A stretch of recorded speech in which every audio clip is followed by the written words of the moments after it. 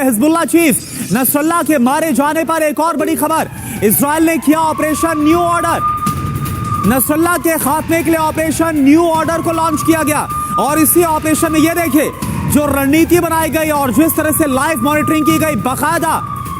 यहाँ पर आपको खबर दें, इस्राइली फौज का हिजबुल्लाह के सरबराह हसन नसरुल्लाह को शहीद करने का दावा सामने आया है। हिजबुल्लाह सरबराह हसन नसरुल्लाह को आज सुबह निशाना बनाया गया। इस्राइली मीडिया का कहना है कि बैरूत पर इस्राइली हमलों का हदफ हिजबुल्लाह के सरबराह हसन नसरुल्लाह थे।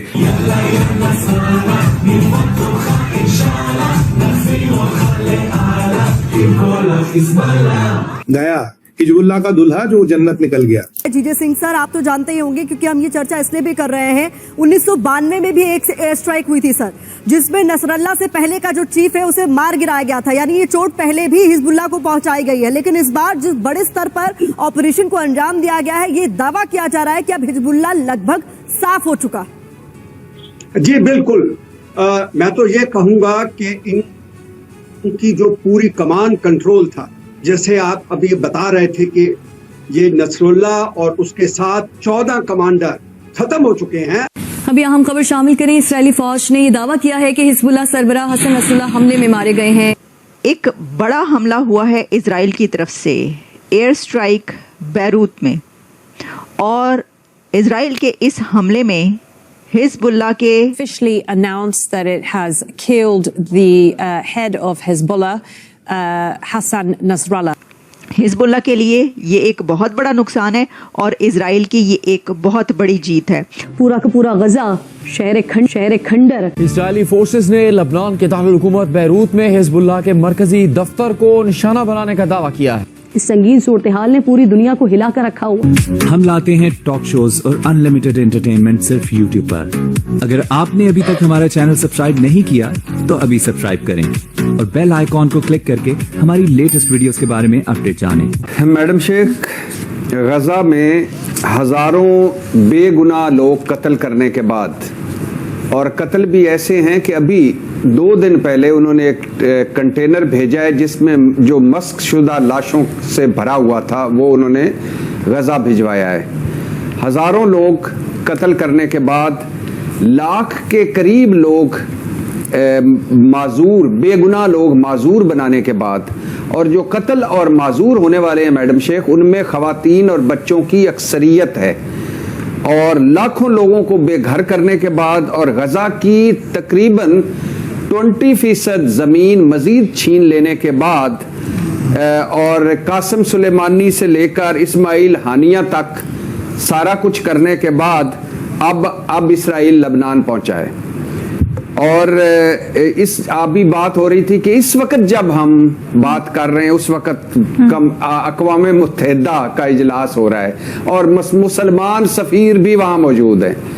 क्या अक़वाम मुत्तहिदा के इजलास ने कर लेना है, और अगर कुछ करने की एक हल्की फुल्की नीम बुज़दिलाना मरी हुई कोशिश करेगा तो वीटो हो जाएगा।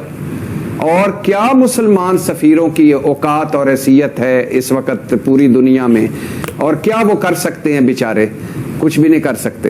अभी जो नेतन्याहू की तकरीर हो रही है, और नेतन्याहू जो है वो अब नेतन्याहू और लेबनान जमीनी ऑपरेशन करें ना करें।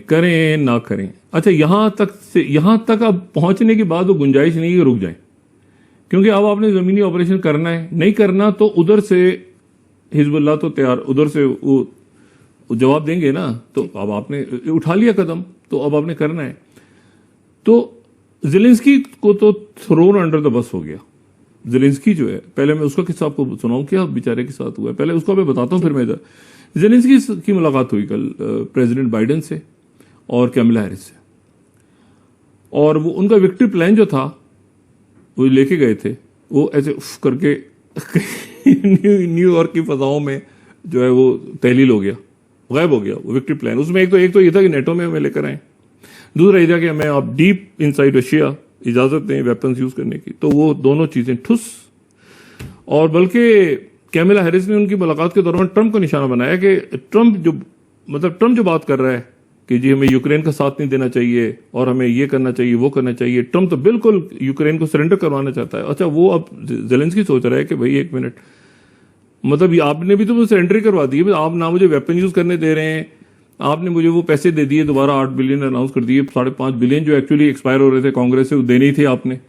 एक बड़ा हमला हुआ है इजराइल की तरफ से, एयर स्ट्राइक बैरूत में, और इजराइल के इस हमले में हिजबुल्लाह के टॉप कमांडर्स मारे गए हैं, और उन टॉप कमांडर्स में वो कमांडर भी शामिल थे जिनके ऊपर $7 मिलियन बाउंटी थी अमेरिका की तरफ से, क्योंकि बैरूत में अमेरिकी एम्बेसी पर धमाके करने वाले, उस पर हमला करने वाले कमांडर भी इनमें शामिल थे जो इस हमले में हलाक हुए हैं।